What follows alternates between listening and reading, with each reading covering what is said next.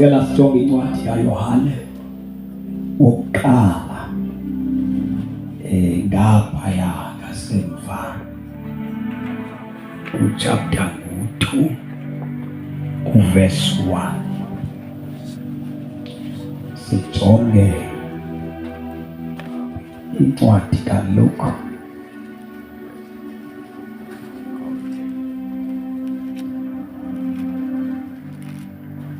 ngegama lenkosi.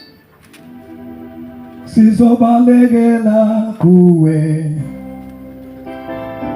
themba lendalo yonke, izobalekela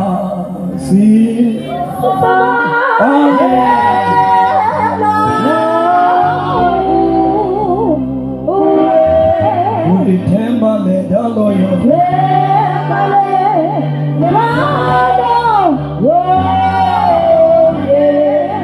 izobalekela kuwe,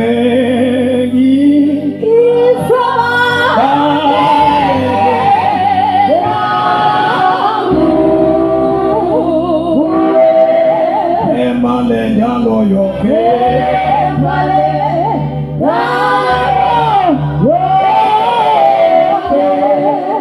sizobalekela kuwe,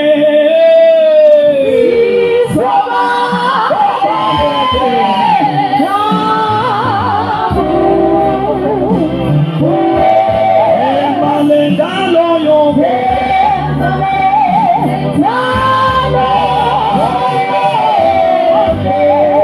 sizobalekela kuwe,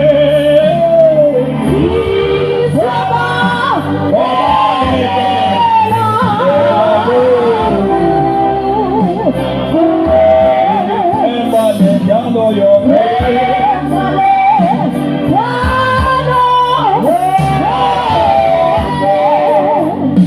like songe lencwadi First John chapter number 2 verse 1 no 2, incwadi kaLuke chapter 15 verse 17. Then sizawujonga lencwadi yasenzo 2 verse 37. Sizamane ke siqakatha ke sicaciselana ngendaba ezithile izonokuthetwe ngendaba yokuba kubalulekile ukuba xa umuntu uzifunele uThixo udibane naye uYesu, umazi, ungamkhonzi ngokuva ngabantu kuphela kodwa ube nobuhlobo naye uYesu. Ndisindisiwe ke izono zam zaxolelwa nguYesu, ndamamkela kwaba inkosi nomsindisi wempilo yam. Ndiyawazi amandla kaThixo kakhulu ukuba xa ukhonza uYesu wenzani empilweni yakho. Ndaba nethamsanqa lokuba ngisindiswe, ndiphuma kumzi owayenesangoma esasinamandla nesasihamba sinceda abantu. Ndiyawazi ummangaliso wamagqirha. Igqirha likhupha idliso emntwini, ndiyibone live loo nto, ndibone umuntu ephuma isigawu siphila ngaphakathi neplastiki ibotshelelwe, ndiyibone live loo nto.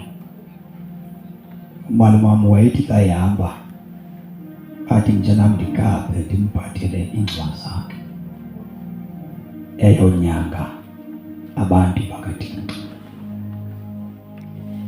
Ndiyawazi amandla kaThixo efika ekhaya umalume decide ukuphuma alisindela ikhaya esindwa ngamandla kaYesu ayephezu kwempilo yam.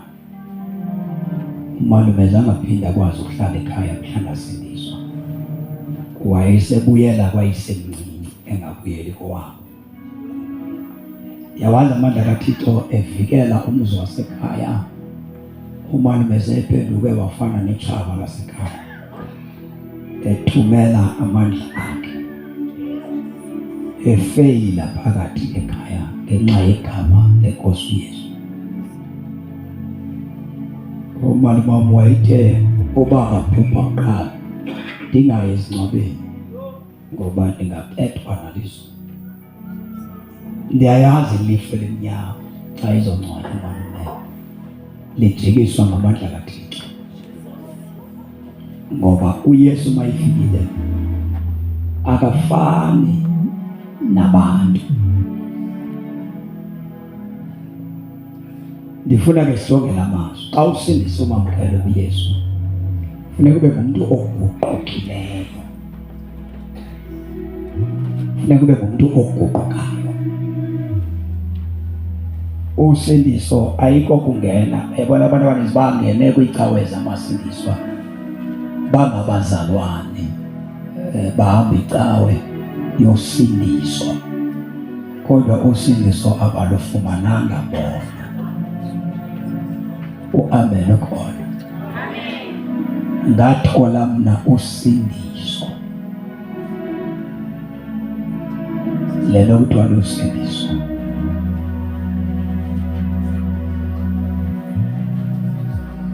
Kudala ngizula ngifuna lo Jesu ngathola. Kudala ngizula ngifuna lo Jesu ngathola. Yesu ngamthola.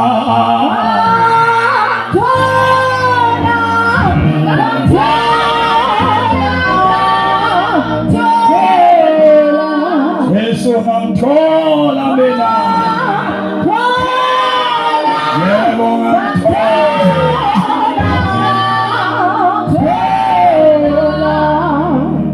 Ngicela ke siwafundela ncwadi eku-1 John isibulu simfundisa manyana ingena nabazalwane bonke angena nabo.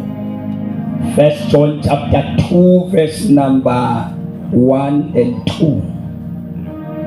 Luke 15 verse number 17. Then Isaiah 2 verse number 37. Now kuthethwe ngoba funeke ke xa umamkele uYesu ube ngumuntu ofuna ukude udibane noYesu, kwenzela uba ukusindiswa kwakho ungakucawi, ungenwe uYesu.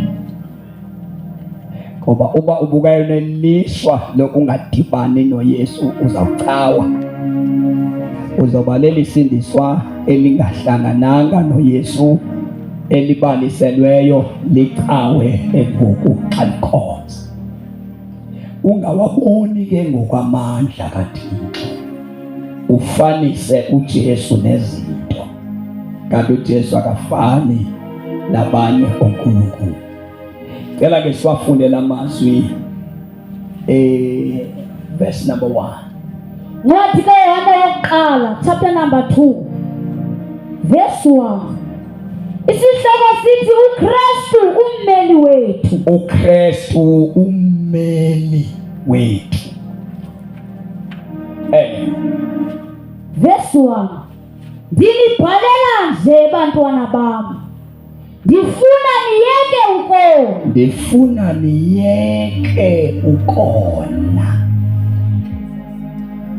Isizathu soba ndinibhalele kuba ndifuna nikuyeke ukona. Kambe ke xa kukho umuntu othe wena, kodwa ukuba kwenzekile bakhona umuntu onayo, ukhona ummeli wethu ukuba abantu aba bayona. Ifuna isipotsa sidanga siso eso.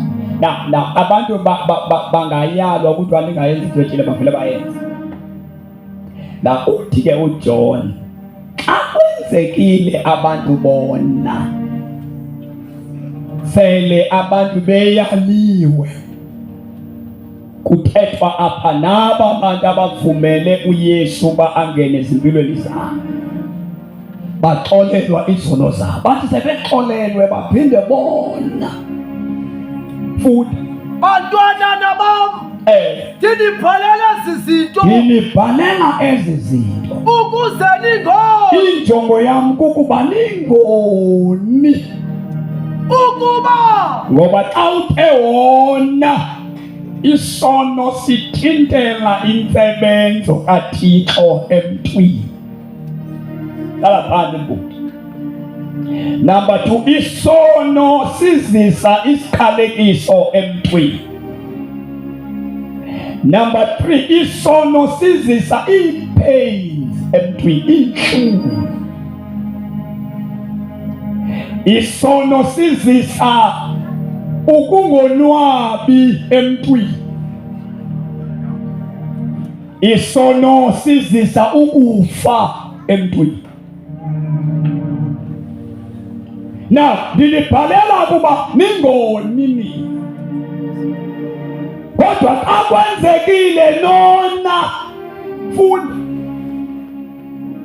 ukuba kukhokhe wona Kube khona ophe wona. sinomthetheleli, Futhi kuyohane sinaye umthetheleli. kuye uyise Lo mthetheleli ubuyise uYesu Kristu uYesu Kristu ngokwakhe. ilungisa. Lowo ke ulilungisa. Xa kwenzekile sona, sinomthetheleli. Funda. Yena usisicamagushelo, uYesu ke kuthiwa usisicamagushelo. Uyabona uba akwaziswa abantu abangaphandle, kuthethwa ngaba sebengaphakathi. Kuthethwa ngaba bathi bangamakholwa, bazalwa, sinesicamagushelo esinguYesu. Suka sonile, asiqhubeki sikhonze kodwa sonile. Ngoba ukona kuqhawula ubudlelwane bomuntu noThixo wakhe.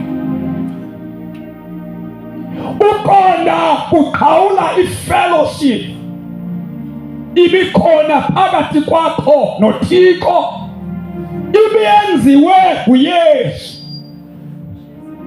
Then uba ubuyele ekoneni, then oba kona kuyahlukanisa, kuyaqhawula ubudlelwane bakho, not nenkonzo, not nabazalwane, noThixo.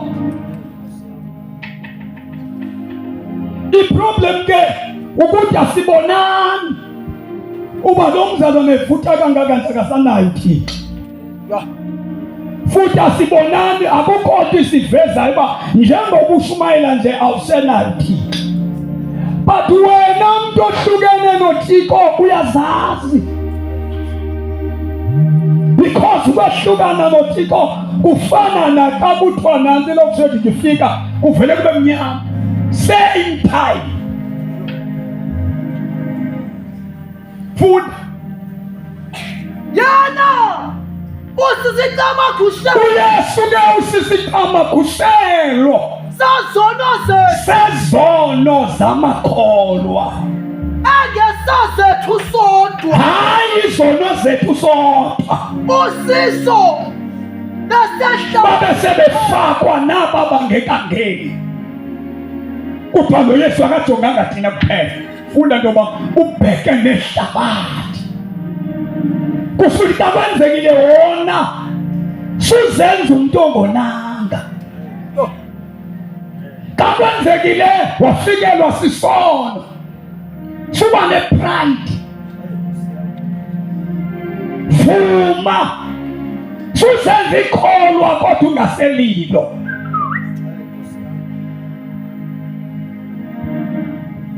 Kakwenzekile walingeka, suba ngumuntu ongalingekanga. Yivumele nto bathini donile, ube sewubuyela kuYesu. USathane ke wenza le nto umntu kayisona, uthi wakumamkela uYesu. Hathi ka uphinde wona awusenasidingo sakumamkela uYesu. Mamela mehlobo zami, njani izandla zenu. Inkonzo ijoyinwa kube kanye. Ufake kube kanye, uthatha kube kanye membership. awuphinde uyithathe. Kodwa uYesu umamkela ngalo lonke ixesha uphambukile.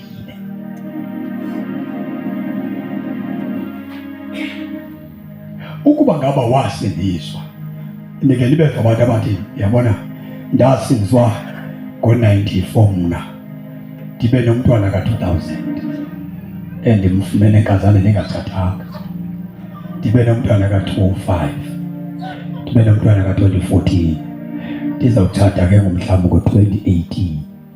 Then ke ngoku ndithi mna ndasinzwa ngo-94, kube khona umntu ongqinayo athi ndingokatamqinayo, ndingaka-2000. Wena ngaphumile enkonzweni uthi wakholwa ngo-94.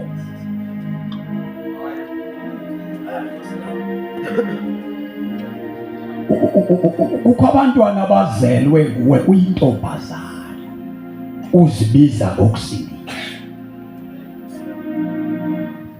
Wena le nto uyingqinayo uyayiva idiba uthena zibani ngaba ubhani umuntu ubhana wena uzale kanjani Yesu seyifikile.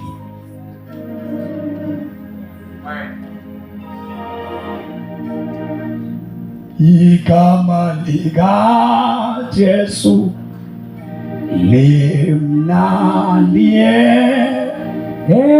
enhlizweni yami, likuphila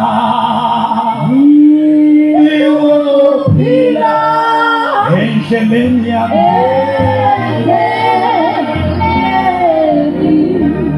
Ingozi yokuzifumana ungakwazi ukuthi wehlelwe umoya oyingcwele, nengozi mfundisi umanyana egxothele into kuthiwa yi-holiness.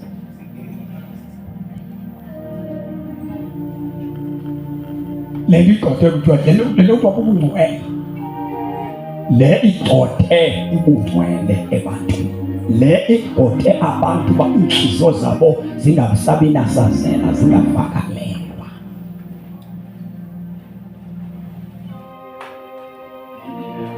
uYohane ubhalela amakholwa, akabhaleli bantu bangakholwa, uthetha namakholwa alahle izono. Uthi ke uyawabhalela ukuba angabisona. Athi sebhalile athi kodwa ukuba nithe nona selikhona. Yazini le nto, sinommeli thina onguYesu Kristu, yena usisikamakushe sezo lezinto, hayi esethu sodwa abese sithi nehlabathi. Kusho ukuthi indlela ihlabathi eliyosindiswa ngalo nathi sifanele uba siye kuye ngale ndlela abawusinda ngayo. Funda si yena usisikamakushelo sezono zethu. Nansi into ebangela abantu usindiso lwethu luphelelwe namandla.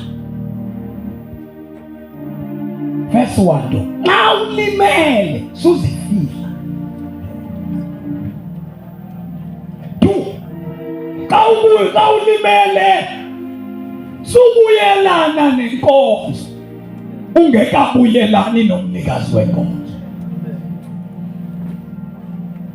Xa ulimele kufuneka uzamele into yoba ubuyiswe ngendlela owawungene ngayo, ngoba isono sikwenza kwehlukane noThixo. Uthi ke uYesu akekho namnye onokuya kubawo engayingama. Kusho ukuthi kakwenzekile ndiyaxabana noThixo, ndidinga uYesu ukuba ndibuyisele kuThixo ndixabene naye. Akuthiwa ndandimamkele. Then kube khona abantu abalapha phambi kwam endingalithetha ndithi ndasinzwa ngo-94, athi ka ingqina apho umntanam esithi siwathi mntana ngoka-2000 ezalwa ndimzala nezibiza ngoYesu.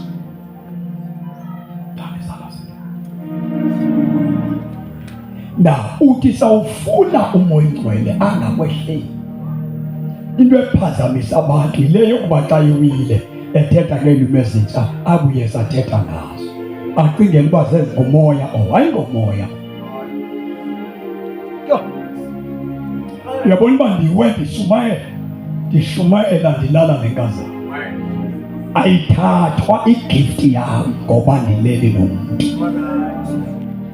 kodwa le gift yam ayisetyenziswa nguThixo, setyenziswa ndim noSathane.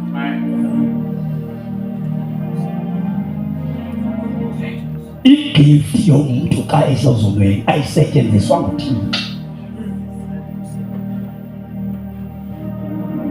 Le gift yam isetyenziswa ndim noSathane.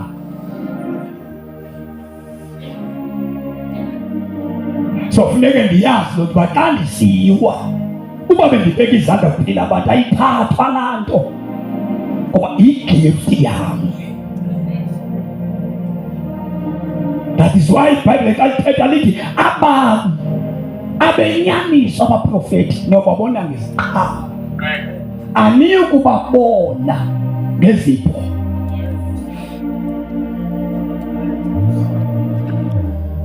Kusuke bonke abantu abashumayela besehluleka ayibo bakhe, because uThixo abakhe ubehlula ngehambo yakhe. Number 2, umuntu xa ekhonza ehlabelela ebusisa ibandla uyabotshwa yena, babusiseka abantu angabusiseki yena. Kodwa xa uphila kakuhle kukhululeka abantu, kukhululeke nawe. Xa ukhonza uThixo uhlambulukile, bathi bephuma abantu ebukhobokeni kukhutshwa wena kuqala, ukhululeke abantwana bakho ngoba le nto uyithethayo ukwazile ukuyiphila. Uyahlupheka xa ukhonza uThixo ngesipho, kodwa ukude kuThixo ngenhliziyo yakho.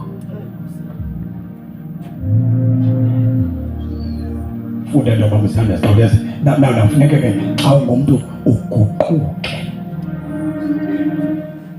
Nansi into ekuthetha, xa ufika evangelini kufuneka ube ngumntu ofumene inguquko.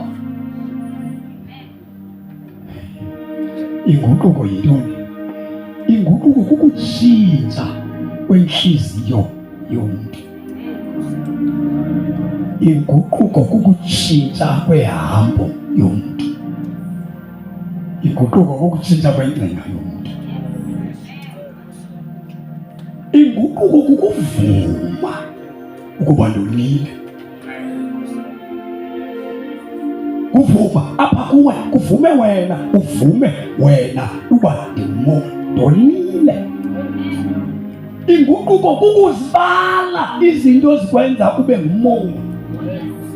Zibale wena, uzibala. U1 uqabanise noThixo, u1 u2 undenzela kafani noThixo. Uzibala wena ngokwakho. 3, inguquko kukuzisola, uzisole ngezenzo zakho.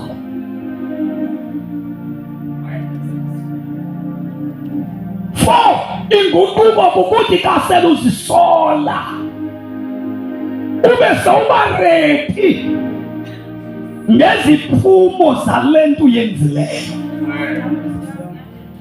Beredi, ungakwenqini ukuhlazeka, ngoba xa ugudukile uzibala ngamagama izinto uSathane kwenzise zona. 3, ezinye izinto ezizenzileyo ukubulela umuntu kufuneka ufayisane nokubulala umuntu, ngoba tawugudu kuyenzeka uThixo athi hambe uyocela ukolo kwaba bantu abalimazayo. Be ready ukwamukela isiphumo senguquko ngezono zakho. Bangatsho abantu abaphethe amabandla namhlanje baphumle, abahlutshwa ngamagramenti ngoba anqabile amagramenti aguquka. Amagramenti ayajoyina. Lithi xa likhathele kumfundisi uManyana liye kumfundisi uMagazi, likhathele ngapha lifike lamkelo ke lapha, lingabuzwa nokubuzwa wenzeni ngapha lapha, liphinde lisuke linye liye ngapha liye sesikwenziwa loo nto, lifike lingene libethele izandla yasemzofotho lingabuzwa noba belikade liphi iqhwathele izandla. Uvuyiswa kukwanda kwenamba yecawa, not ukwanda kwekingdom. ikingdom yona imile mfoka, because kwikingdom kuyaguqukwa xa kungenwa kuyo, kodwa xa kungenwa enkonzweni akuguqukwa. Xa umntu eguqukile uyazibisa izinto azenzileyo. Bona enkonzweni kungena umuntu owalahla inkosikazi yakhe afumane inguquko, abe sesithi mfundisi ndilapha nje ndizawuchubha udaba lakho. Indoda eyayithaphile loo ndihamba naye ayinguye kahle kahle, ngowesibili lo okanye ngowesithathu. Ndalahla abantwana bam ndontlaba, kodwa lo ayinguye unkosikazi wam lo ndidibene naye esithubeni ndamthatha naye. Ukhona ukuqala le ndoda iguquke ithi mfundisi ithiwani into enje, umfundisi akakeke kukusolve iproblem enjengale, abefundisi baphumle, because there is no, abekho abaguqukayo, kukho abajoyinayo.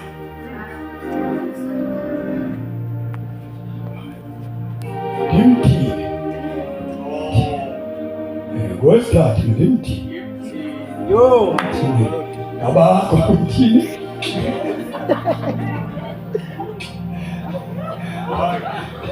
ndimthini abanyanaye ndimthathile ndamlahla wesibili, ndamlahla okokuqala, ndamlahla ngoba uzabalahla mpela.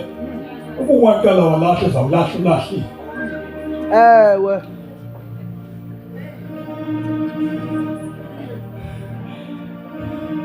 Mamela uJohn uthi xa kwenzeke wona isolution kokuba wazi ukhona. So abantu abaguqukayo bayazazi xa bonile. Ewe. Abantu abangaguqukanga abaphumi ezonweni. Uba ubehlalisana siyakucela ngelo ubha ngiyobhana Akakwazi ukwehluka. alilakade ahlukane naye. Hayi tata ngiyacela tata noyihlaza enkonzweni lento yokuhlalisana wena ambombhalisa manje umuntu azosabe ngowakho Kodwa Yesu.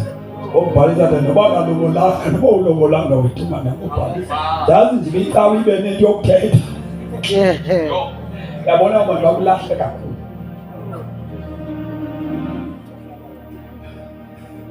Kodwa Yesu. Andithi ivangeli alikwazi behlukanisa. Yo. Uthi lo mntu ngoze mwini uJesu uthi ndiyamthanda laa mntana.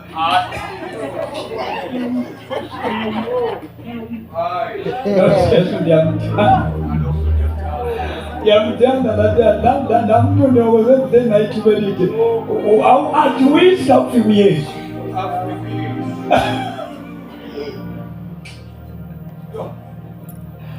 Into sesinethuba elide wethu, sesindezazela nabantwana wethu. Akufika uYesu awuajuwisa. Ewe kaloku. uthando lwakhe Hey, luyalingana lundiqoba amathambo. Hey, luqoba amathambo ugiyendile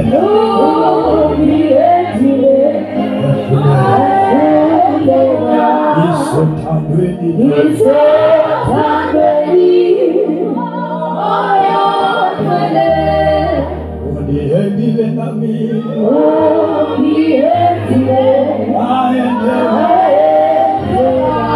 isothandweni nami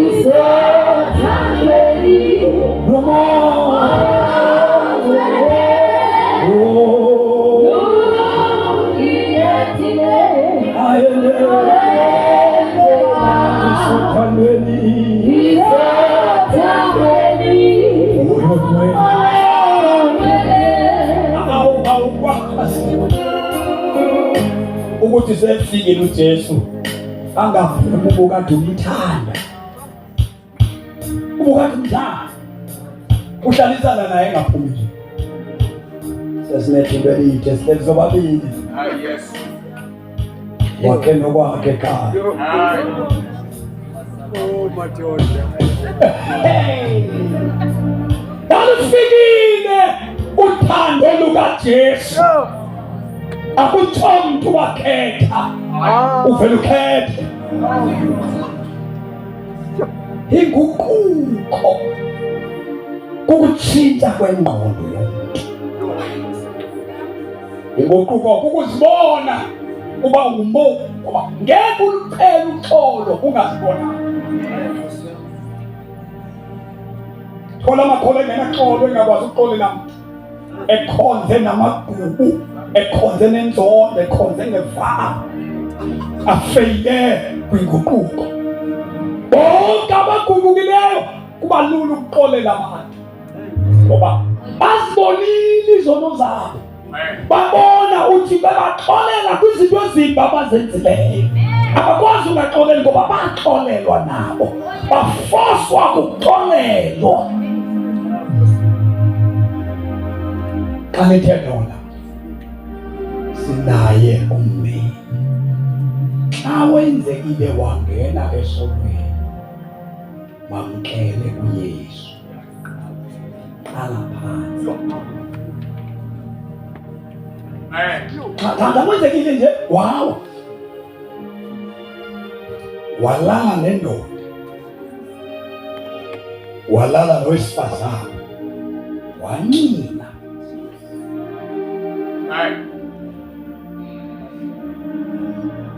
yandivezona lezibana iliba likawuleli nomuntu uphumile emzimbeni kaKristu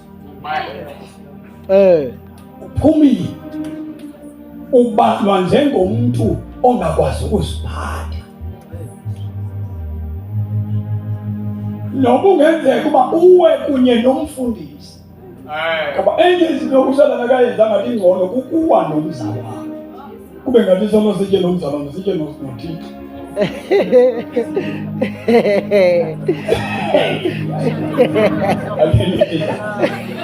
bengathi le ndawo iyohlanzweni wena uyenze nomzalwane yebazalwane awungomzalwane xa uwile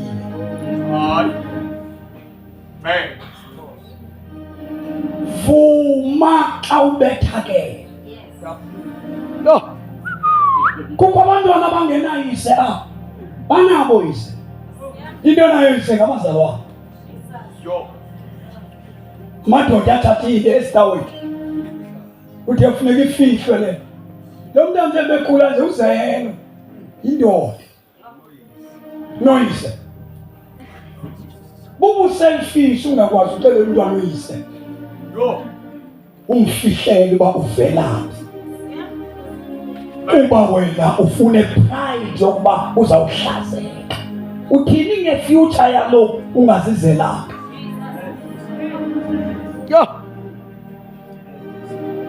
kukho amahlazo bazamam elikungumuthekisayo bona umuntu ukhonze kodwa ungade uqaphuke ungazili ukudla uncama xa unento oyihayidileyo soze uye ndawo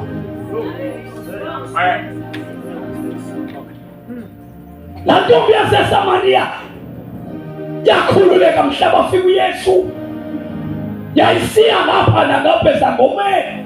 Siyixelela into yoba wena uthakathwa ngapha, wena uthakathwa ngapha. Yakhululeka mhlaza yaxelela uba wena unje. Yabaleka le ntombazana ngelesihloko iyomeneza ithi nanku umntu ondixelela izinto endake ndazenza.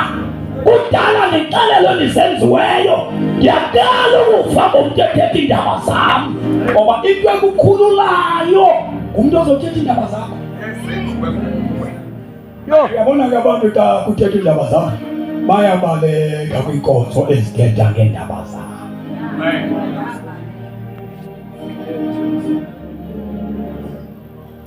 Abantu bayifuni into ebaxelela ngqo.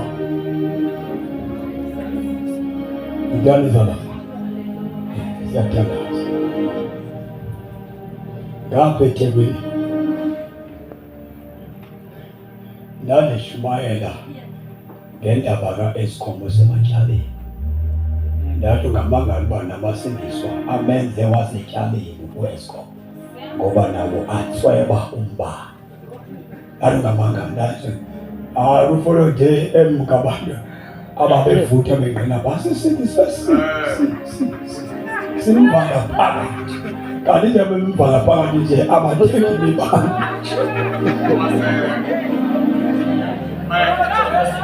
Uyafaka nobu uyeba. Hey bazalwane bami, kuthi kanti nje masimana sifikele umbane nje u-Eskom esematyaleni nje nathi ngokusisilisiwe sifebe imibane. Thina yibona ivangeli, nayo ivangeli ayivumi ukuxhamla ngendlela yobumnyama. Uba nesazela.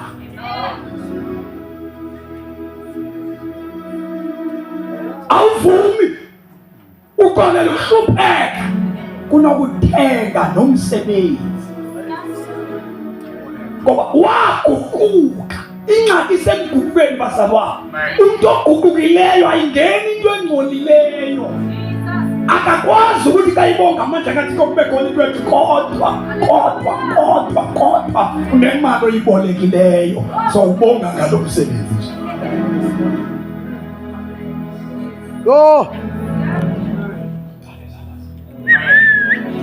Now khuluma ke ngenguquko, ndiyela nguquko andithethi ngecawa. Lo mntu kuthiwa ngumonyi wentatha umanyane kunzima ukuwehlela amakholwa namhlanje. Avela sijoyine afeyike ukukholwa. Because umonyi wena kehlisa ingaguqukanga. Tu awuhlaziyeki xa ungaguqukanga.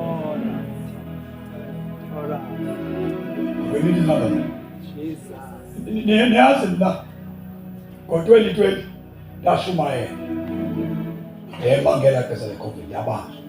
Ndandibandibanjwe ndaphuma ejele ndiwathi amagosi zawushumayela ngempilo ndilapha. Waqonda uzalana andenzanga. Wavele wathatha umntwana wazixhoma. Wathi umntwana wazixhome wasiyigama lami ethe ndisixhomile nje ngokuxingana nomkakhe.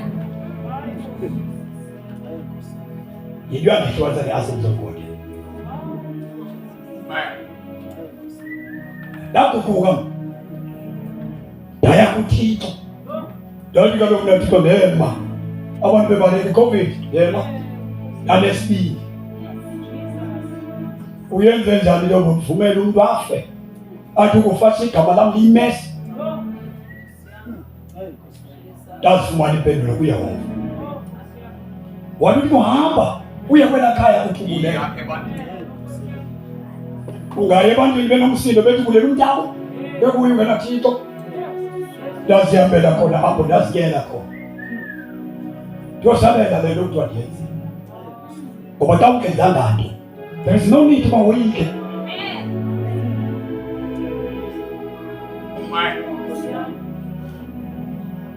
Ndandingeke foka amanyana lishumayele le nto lishumayela. Kusamemekile uba zawoyikiswa ngumntu ozixhomileyo. Ndafika kwabo ndandizosabela uba yintoni ibhaliweyo ngam. Everyone else is of course alone. Ndafika kuyo ndayiva. Ndangethathani le nto ibhalwe kulo mntu. Siyise kwabaphethe mna. Ibhalwe ngohlobo ilinyala elibi. Because you cannot awunoyika inyala xa ungalenza.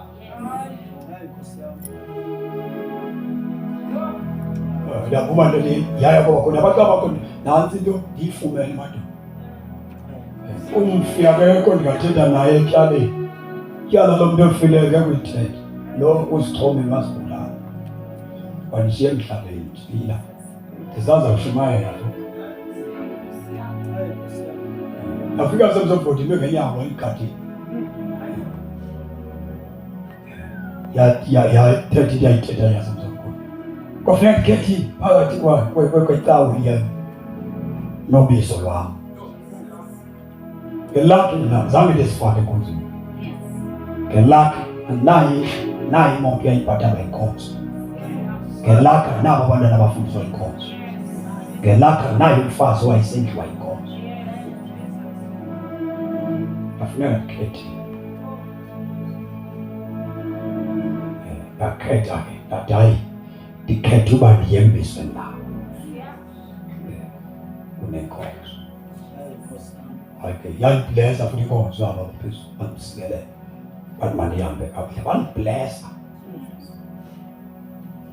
Ndandiyiva into yokuthiwa iyathethwa embi ngam ndaqonda bahluphekile ndiblessiwe.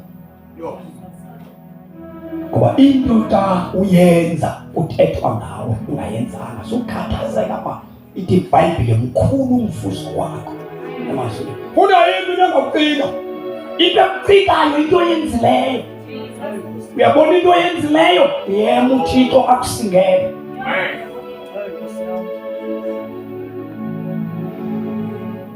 Bathetha amazwi bothetha bathile bathi sawuzube nanto uyawuhlupheka. Ndiyaqala uthenga imoto Cats. Le futhi ndihamba ngandiyithenge Cats.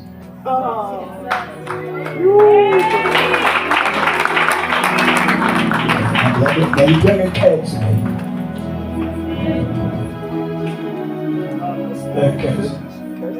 Abantwana bam instead abantwana bam bafunda private school. Lo mdala wenza grade 11. Instead bhatala 25,400 and something ngonyaka. Kusukela ngonyaka opheleyo ubhatala 8,925. Kulo nyaka kuthiwa uzobhatala 9,000. Endaweni 25. Now repent ngokuka.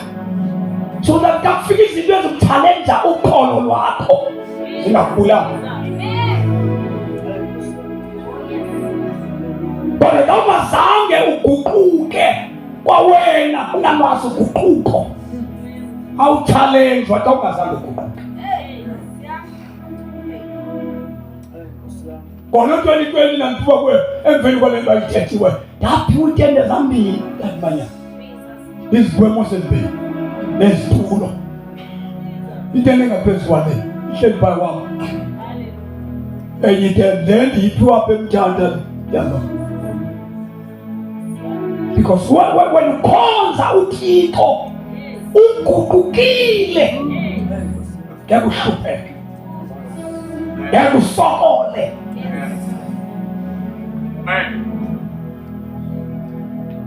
Into efuna uThixo inhliziyo eguqukayo uzisole. Ungasidefendeli isono usivume because ndiyonile then uNkosi banga kuwe. Sisuvuma ubuyelane cawe ungekabuyelani noYesu. Thani izandla zenu. Isenzo chapter 2 verse number 37 sendiyathandaza nami. Oh yes Lord. uma Nkosi ungibona ngisazulazulana uma ngithukisa ubona kandanjalo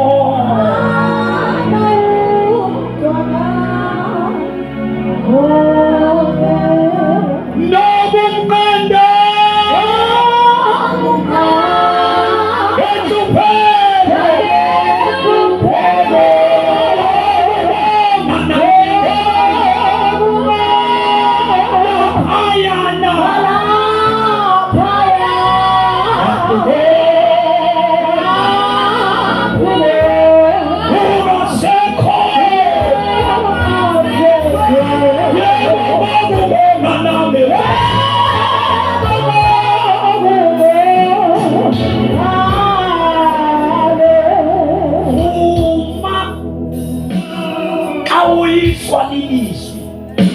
sulwa nalo.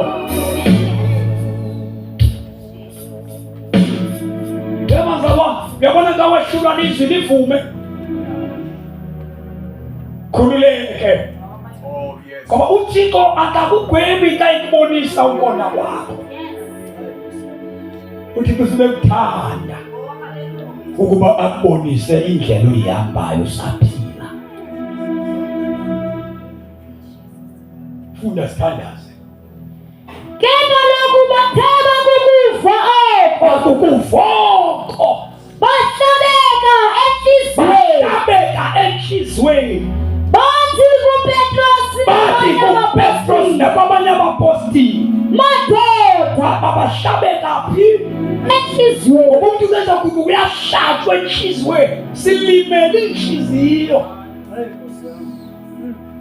Njengoba siphila nje singabalimeleyo ezinhliziyweni, uthi kungasunyayelwa kuthulukana inhliziyo eyahlatshwayo. Abantu abasonda namhlanje-ke abalimalanga enhliziyweni ngoba ilizwa linandawo alingeni. Ngiyabona abantu nomsinyeko baphakamisa isitulo bathaya amakhwelo bevuyela intshumayelo ngoba kaloku le ntshumayelo ayikubo. Aseyisiya kubo bathi lo mfundisi uthetha kabubi because bakhonza bengangcwelehwanga.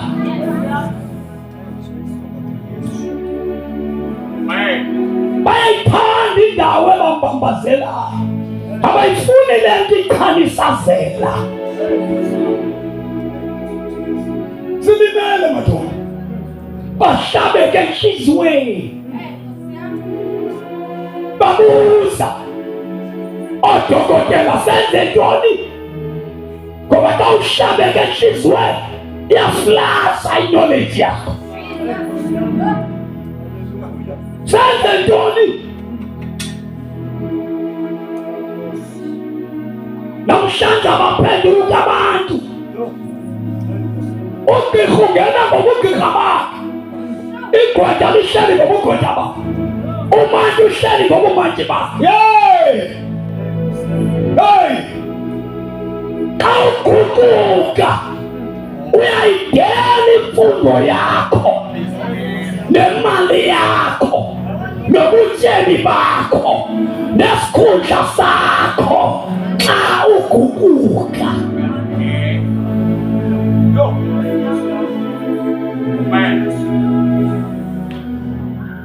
Siyabona xa singaguquka siyakutandazelela ecaweni. Ngingondela udokotela uba sikubeke ngaphambili, siqale sive uba ufunde kangakanani, sikususe pha sikubeke apha. Kamsenyule ikomiti sikwenyule. Akukho nto esiyibonileyo ekwenzileyo uba sikwenyule enobuthixo, sikwenyulela nje lethi le nto yiyo. Inkohlakalo ipha kwezazishumi. Yabona mhlazana abefundisi baqala bazi babondliwa ikawe kumhlala phela ivangeli.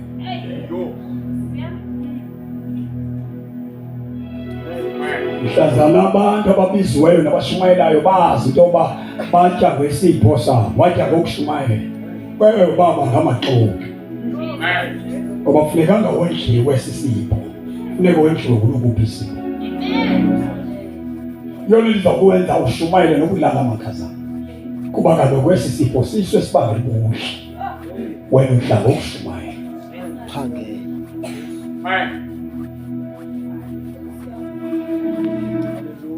Yabona computer no keyboard there. Bantu abefundisi babhatalelwa. Ne-worshippers zibhatalelwa. No MC bayaqeshwa. Yaphela inkosi. No MC uyaqeshwa. Kuba kaloku umfundisi xa uyoshumayela uyaqeshwa. Xa umfuna uyimalini udubuze nawe ubani ukuthi ubize ngamali. Lo ubize wazi ukuthi uyimali ngeke baza kubiza. Ngoba into ozoyithetha. Engathi umuntu ayikho. Xa uprice ngokushumayela kodwa uyishumayela. Udlalwa nje ngabantu. Umuntu oprice ngokushumayela. Fokamanyana. Umbize bandle epriceile. Ikona into enganceda ibandla sonke lincedakale lo bandla lapha. Ephayisa ngento engenakudayiseka.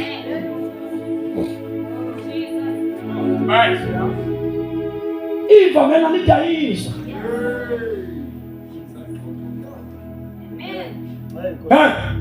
Akuba unesipho esingakanani once uthi ndiyimali ethile. Awunavangeli.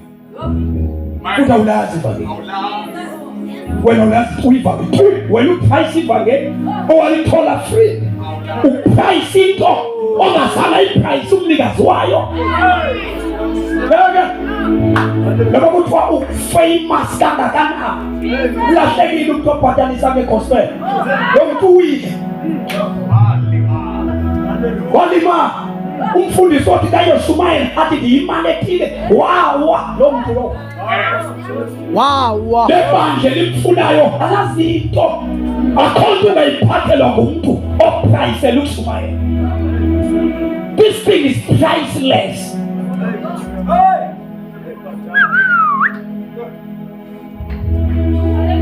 Yakuyambise lento ufuna imali ebantwini.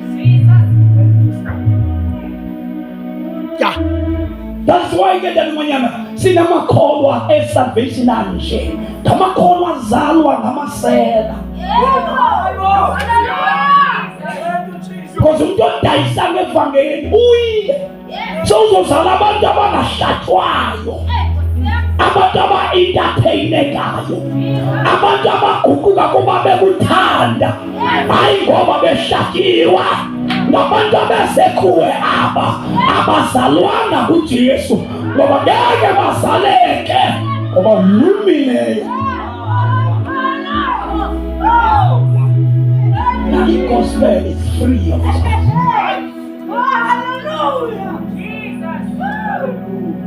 That's why it's number one la alolo show.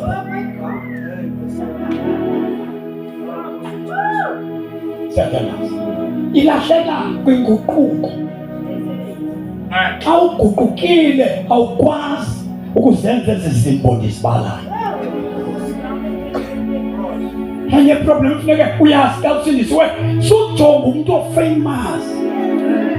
Demo umuntu evele ehlabathini mfokamanyana kukho izinto awakuzo.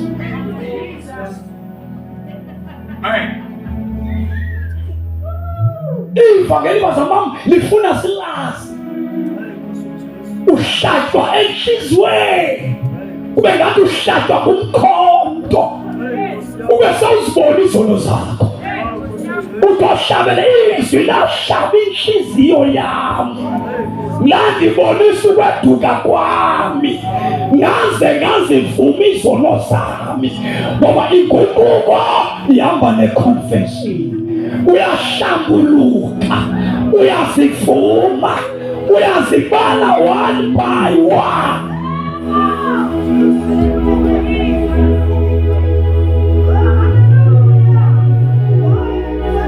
Umfengeli umuntu asibale. Anti bedintombazane ethatha amadoda abantu azithi umuntu ngaphambili akhale inyembezi. Athi ndiyalibulela uthando lukaThixo. Bendingafanelekanga ukuba ndibe phambi kwenu, kodwa uthando lukaThixo hlabeke entliziyweni. Yabona indoda ke upha ekufikeni kwabantu. Aba bakhonza ngoba bathambeleka wena. Sengiyathandaza. Funda abanye sithandaze. Funda ntombi funda. Bathela Ukufa oko. bahlabeka enhliziyweni. Hlabeke enhliziyweni. Enhliziyweni. Yabona nxa uhlabekile ukuthi ubume ngenyawo usithi haleluya uhlale phansi. Uthoza. Uthoza. Ngeke uvuye uthi uhlabekile.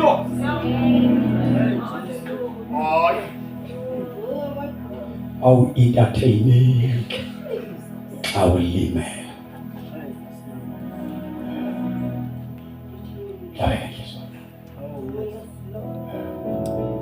Wathi madoda sithini? Naku sifundiswa uyikwa sifundiswa sithini? Sibuza kumuntu ongafundanga sithini?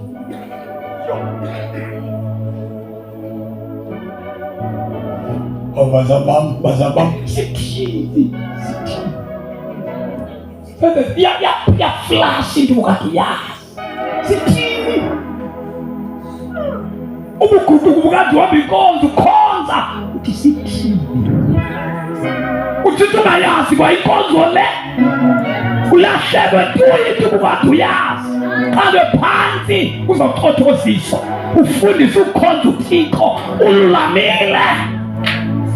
Ungayifuni nalento obizwa ngento yiyo. Bathi abantu udokotela uthi yeke loo nto.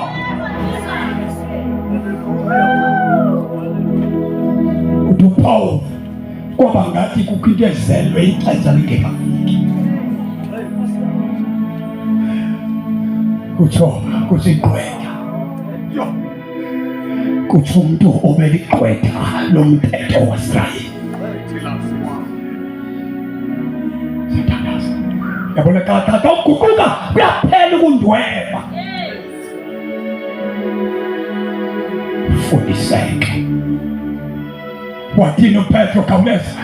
Uthenge uPetrosi kubo. Kukani anikhonzi ningeka kukani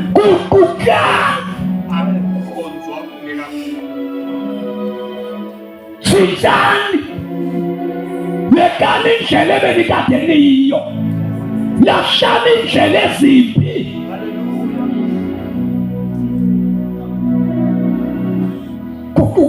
Kukani uthi ke nawe ukuguquka nibhabhatizwe ngoba abantu abaguqukayo balindwe ngamanzi. Akukaphethwanga umoya ingcwele. That's why amakholwa namhlanje akathethi ngamanzi. Athi amanzi akafuneki, ufuneka umoya ingcwele. No, asinamoya ingcwele singayanga emnanzweni nje. Amanzi ayafuneka, noba ngehla amanzi ayafuneka.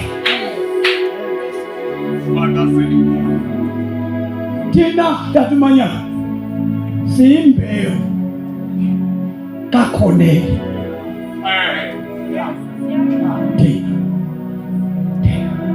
Thina sisisizukulwana sikaKhoneli, sikabenhlanga. Xa lifika ivangeli kwaKhoneli, iBhayibhile wathi esaphetha uPetros ngenxa yendlela ababeyiyo wehla umoya ingcwele wababhaptiza. Wathi sembona ulethu banako umoya ingcwele ohlile. Wathi ukhona ongamelana nabo xa selehlile umoya ingcwele. Kuba nonke abavimbi babakabhaptiza kusho ukuthi noba sehlile ikhona le ndawo yamanzi.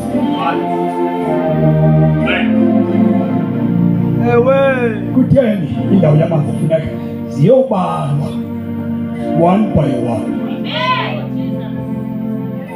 Sizoyiqaqisa le nto yamanzi abaluleke kanjani kanene, so that ikasi nomoya ingcwele sehlelo umoya ingcwele singabi nayo isikhalisayo, asikhalise kodwa angasiyekisi izinto ezingathandwa nguThixo. Singabi naye lo esothi sesihamba naye kodwa sithandise ihlabathi. Singabi naye lo owenze inkonzo zaba yile nto sikhonze namakholo ethatha. No, umoya ingcwele akasibuyisele ehlabathini, kodwa umoya ingcwele kumele ukusiqhubekisa phambili.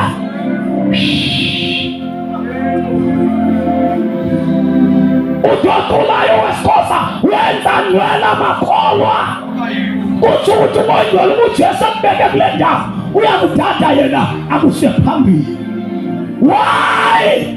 Sizothi sesiprofeta kodwa simili sokweswe.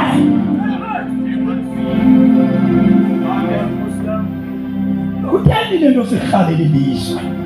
Kutheni le nto sithanda ilizwe kangaka? Ibhayibhile ithi olithanda ilizwe uluthaba lukaThixo. Ithi othanda ilizwe nezinto zelizwe.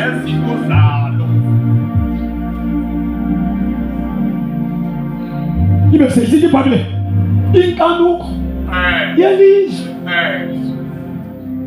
ifashion yelizwe iyedlula mona, kodwa bayenzayo intando kaThixo bayoma kuze kube phakade.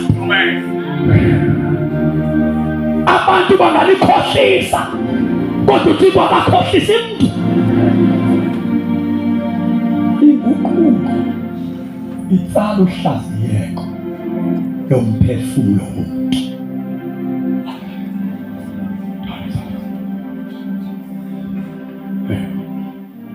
Sedenas awuguqukile.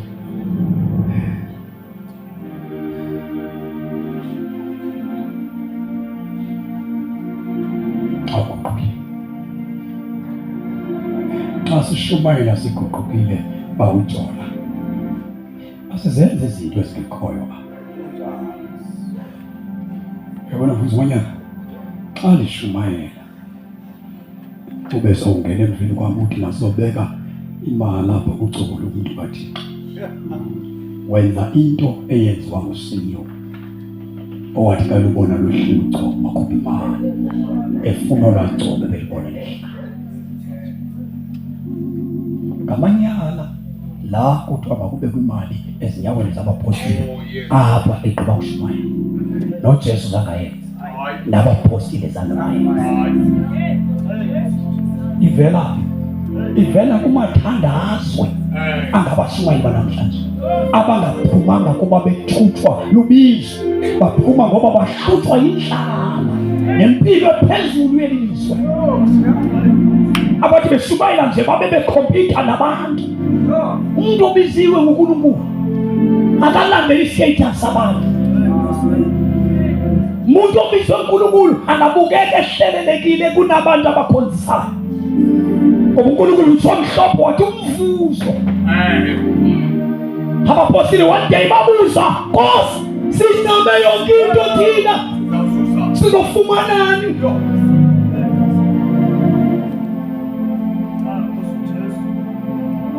Sofumanani thina? That's why amakholwa namhlanje ane-depression, ane-stress, because afakwa encindezelweni ngabantu abasumayizayo. Because umuntu osumayiza uthi you never uhlupheke, ungabi nanto, ungabi namoto, ungabi namsi, ungabi namsebenzi, ungabi namali. Usindisiwe? Yena uthatha le yakho imali. Akakholwa naye ngoba yena udla izizumi zakho, yena udla imali yakho, yena unexesha loba bethele imali apha ngaphambili. Akekho umuntu obizwe uNkulunkulu ongenasizi, ongenazwelo. Akekho umuntu obizwe uNkulunkulu ongakwazi ubabona abantu abahluphekileyo. Akekho umuntu obizwe uNkulunkulu ongakwazi ubabonelela abantu abakhonzisayo, ofuna yonke into ize kuye. kodwa yonke lento kudlalwa ngabantu abangaphendukile. Ngoba tani ningaphendukile angeke nimthole umoya ingcwele. Nilalela into ethethwa ngumlungu nifokelayo, nenza ukuthethwa ngumkhokheli wenu. Into efunwa yicawe nenza yona, aniyazi efunwa nguNkulunkulu. Ningazi ishizo niphile namanyala, akanamsebenzi futhi akanikhuzi, akanifundisi, akanigqokisi fanifana nigqoka njani. Uniyeka niphile unothanda as long imali isiza kuye. No bazalwa, sizonivuselela. Likhona ivangeli likaJesu, liyahlukanisa umuntu nesono. Lisekhona ivangeli likaJesu, liyahlukanisa umuntu nesono, limenza umuntu aphucuke. Ephucuka ivangeli lephucula.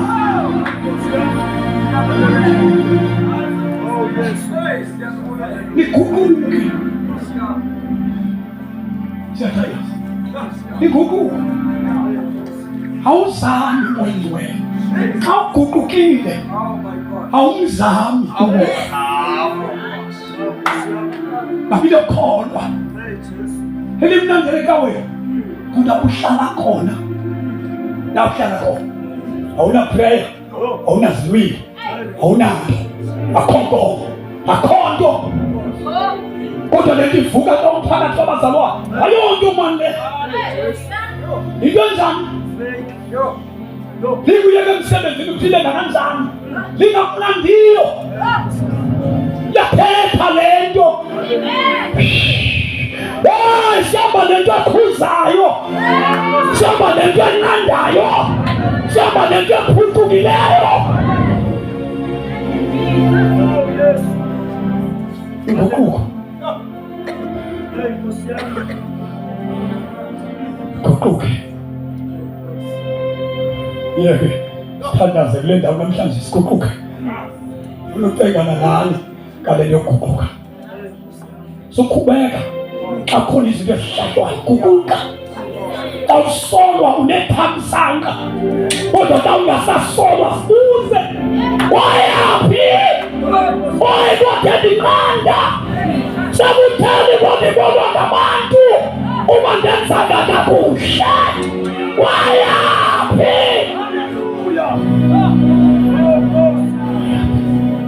Wayaphi ethi hayi?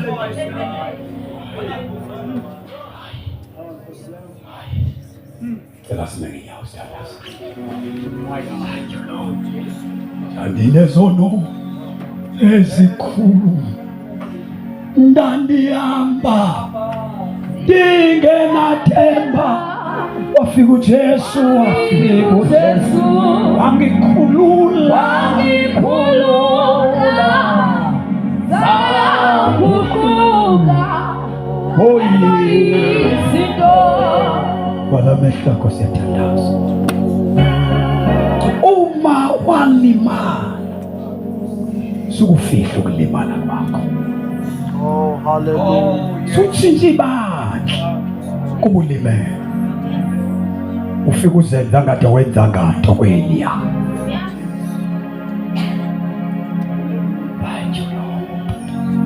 Cela sendula izandla sonke sothandaza sonke. Uma wenze walimala, wenze wenzaka wahlatshwa liliva, subaleka nalo.